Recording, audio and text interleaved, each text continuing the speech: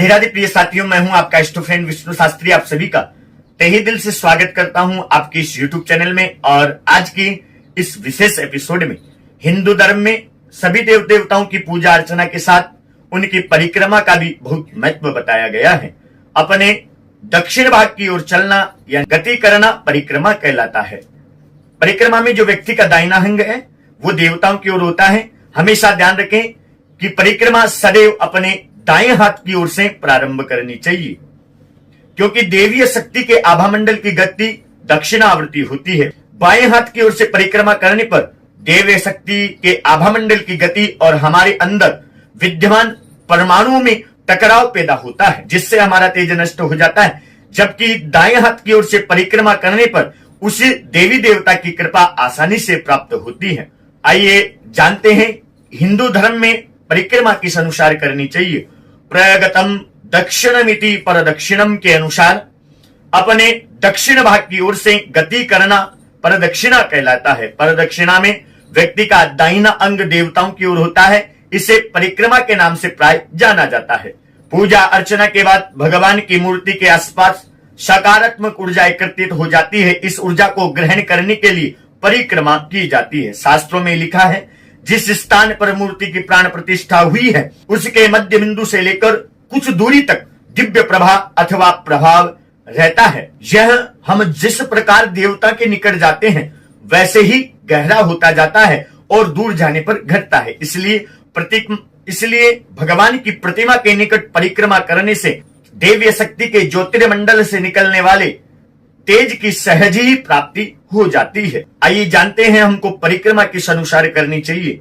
देव मूर्ति की परिक्रमा सदैव दाएं हाथ की ओर से प्रारंभ करनी चाहिए, क्योंकि देवीय शक्ति की आभामंडल की गति दक्षिणावर्ती होती है। बाएं हाथ की ओर से परिक्रमा करने पर देवीय शक्ति के ज्योतिर्मंडल की गति और हमारे अंदर विद्यमान परमाणु से टकराव पैदा होता है, जिससे हमारा तेज नष्ट हो जाता है। जाने अनजाने में की गई उल्टी परिक्रमा का हमेशा हमें दुष्परिणाम प्राप्त होता है। आइए जानते हैं किस देवता की कितनी परिक्रमा हमें करनी चाहिए।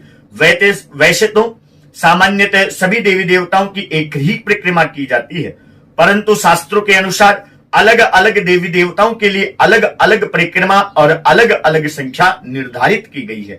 ऐसे इस संबंध में धर्मशास्त्रों में कहा गया है कि भगवान की परिक्रमा करने से अक्षय पुण्य की प्राप्ति होती है और इससे हमारे पाप भी नष्ट हो जाते हैं। सभी देवी देवताओं की परिक्रमा के संबंध में अलग अलग नियम बताए गए हैं। महिलाओं के द्वारा वटवृक्ष की परिक्रमा करना सौभाग्य का सूचक होता है। शिव जी की आधी परिक्रमा की जाती है। शिव जी की परिक्रमा करने से बुरे ख्यालात और अनगढ़ सपनों का खात्मा होता है।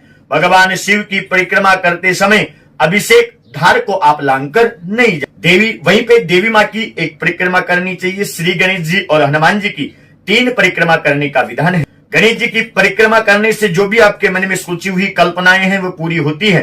गणेश जी के विराट स्वरूप का मंत्र का विधिवत ध्यान करने पर और उनके द्वारा उनके नाम मंत्र का स्मरण करके उच्चारण करके यदि हम परिक्रमा लगाते हैं तो जो भी हमारे कार्य हैं वह सिद्ध होने लगते हैं। भगवान विष्णु जी एवं उनके सभी अवतारों की 4 परिक्रमा करनी चाहिए। विष्णु जी की परिक्रमा करने से हृदय परिपुष्ट और संकल्प ऊर्जावान बनकर सकारात्मक सोच की ओर वृद्धि करते हैं। सूर्य मंदिर की 7 परिक्रमा करने से मन पवित्र और आनंद से भर उठता है। वहीं बुरे और कड़वे विचारों का विनाश होकर श्रेष्ठ विचार हमारे मन में पोषित होते हैं। हमें भास्कराय मंत्र का भी उच्चारण करना चाहिए, जो कई रोगों का नाशक है। जैसे हम सूर्य को अर्घ देते हैं, सूर्य को अर्घ देकर ओम भास्कराय नमः मंत्र का जप करना चाहिए। देवी के मंदिर में महज एक परिक्रमा कर नवान मंत्र का ध्यान जरूरी है। इससे मन में सजोए हुए संकल्प निश्चय ही पूरे होते हैं। आइए जानते हैं हिंदू धर्म में परिक्रमा के संबंध में क्या क्या नियम हमारे हिंदू धर्म में बताए गए हैं। परिक्रमा शुरू करने के पश्चात रुकना नहीं चाहिए, साथ ही परिक्रमा वहीं खत्म करें जहां से आपने शुरू की थी। ध्यान रखें कि परिक्रमा के बीच में रोकने से वह पूर्ण नहीं मानी जाती है। परिक्रमा के दौरान किसी से बातचीत कतई न करें। मैं लगभग सभी मंदिरों में जाता हूं, जैसे देखता हूं कि कई लोग परिक्रमा करते रहते हैं और आपस में बातचीत करते रहते हैं, तो आपसे निवेदन करूंगा जब भी आप परिक्रमा करें आपस में बातचीत न करें। जिस देवता की परिक्रमा कर रहे हैं उनका ध्यान अपने मन में लगातार आप बनाए रखें। हमेशा इस बात का ध्यान रखें कि अपने उल्टे हाथ यानी बाएं हाथ से आपको कभी भी परिक्रमा नहीं करनी है। इस प्रकार देवी देवताओं की परिक्रमा विधिवत करने से जीवन में हो रही उथल पुथल व समस्याओं का समाधान हो जाता है। इस प्रकार सही परिक्रमा करने से पूर्ण लाभ की प्राप्ति होती है। शनिदेव की 7 परिक्रमा करने का विधान है। पीपल को बहुत ही पवित्र मानते हैं।